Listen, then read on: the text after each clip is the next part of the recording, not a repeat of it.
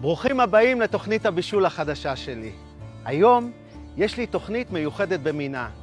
היום אני אלמד אתכם לבשל ברכב. כן, ברכב. זה קל, זה פשוט וזה לוהט. בצק יש לנו רסק עגבניות, פשוט מגלגלים בתנועה כזאת סיבובית, גבינה צהובה, בנדיבות, כל התוספות שאוהבים, תירס, זיתים,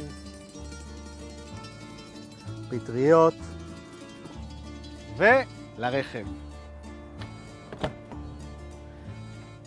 חצי שעה ברכב ונחזור לבדוק.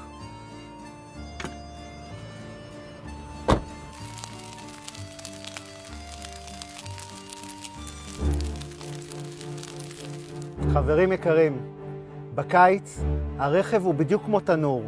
תבדקו טוב טוב ששום ילד לא נשכח מאחור. בכל קיץ יש עלייה חדה בתאונות של ילדים. מנעו את האסון הבא.